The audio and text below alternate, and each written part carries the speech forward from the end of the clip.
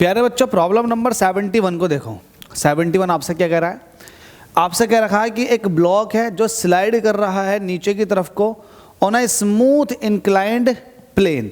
Late us suppose कि ये एक इंक्लाइंड प्लेन है और यहाँ एक ब्लॉक रखा हुआ है और वो स्लाइड कर रहा है नीचे की तरफ को।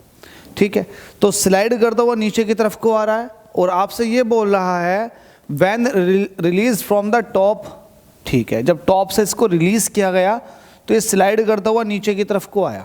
क्वेश्चन को पढ़ो ध्यान से। आपसे कह रहा है जबकि another falls freely from the same point, और अगर यहाँ से एक दूसरे ब्लॉक को फ्रीली छोड़ दिया जाता है तो वो नीचे को गिरना शुरू कर देता है। मतलब एट अ सेम टाइम आपने दो ब्लॉक रखे हुए हैं, एक इंक्लाइंड सरफेस पे और एक आपने पकड़ा हुआ है, दोनों को एक साथ छोड़ा गया।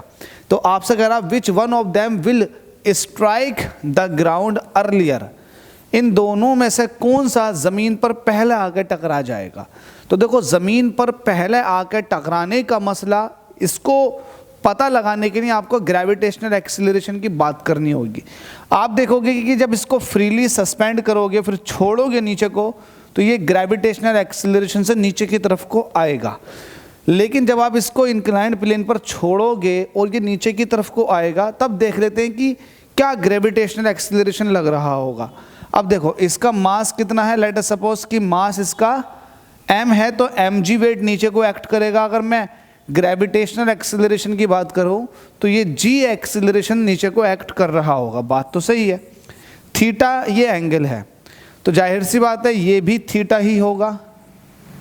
अगर मैं यहाँ वर्टिकल के साथ, सॉरी फॉर दैट, ये थीटा जो एंगल होगा वो ये वाला होगा।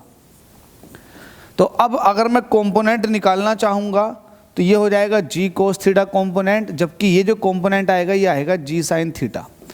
तो इसका मतलब ये हुआ कि ये ब्लॉक जो है नीचे की तरफ को g sin थीटा एक्सीलरेशन से आएगा, जबकि ये वाला जिसको फ्रीली छोड़ा गया था ये g एक्सीलरेशन से नीचे की तरफ को आएगा।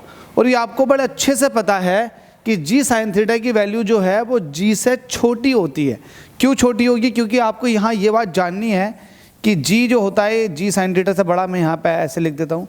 ये g बड़ा क्यों है? रीज़न ये है क्योंकि आपको पता है sin थीटा की मैक्सिमम वैल्यू होती है +1 एंड मिनिमम वैल्यू होती है -1। तो +1 और -1 के बीच में ये फ्लक्चुएट करता है sin थीटा। मतलब sin थीटा की जो वैल्यू है +1 तो मैक्सिमम हो गई और -1 मिनिमम हो गई। तो कहीं ना कहीं आप ये कह सकते हैं कि sin थीटा की वैल्यू जो है वो एक ही केस में मैक्सिमम होगी, जबकि बाकी केसेस में एक से कम होगी, मतलब मैक्सिमम से कम होगी। तो ये वाली बात समझ करके आप फिर यहाँ से ये कह सकते हो कि g sin थीटा एक केस में g के बराबर होगा, अदरवाइज सारे केस में g से छोटा होगा। अच्छा, बराबर का केस कौन सा?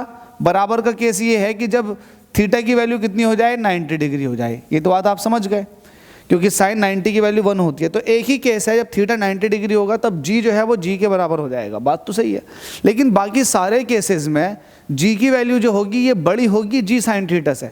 अब जाहिर सी बात है यार, ये जो ब्लॉक आ रहा है ये g sin थीटा से आ रहा है, जबकि ये जो आया वो g से आया।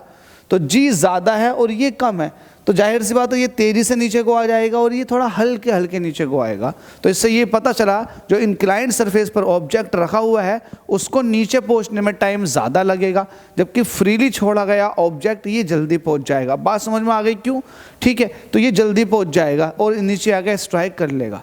ठीक है, तो आप ये वाली बात ऐसे लिख सकते हैं, since g sin theta is less than g किस पर लग रहा है वो आपको पता है। सो the freely dropped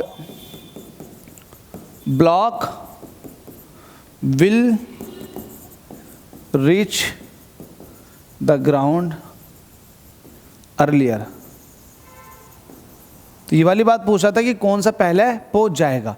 तो जो फ्रीली ड्रॉप्ड ऑब्जेक्ट है, ब्लॉक है, वो नीचे पहले पहुंच जाएगा। होप सो समझ में आ गया होगा। अगले प्रॉब्लम में मिलता हूं।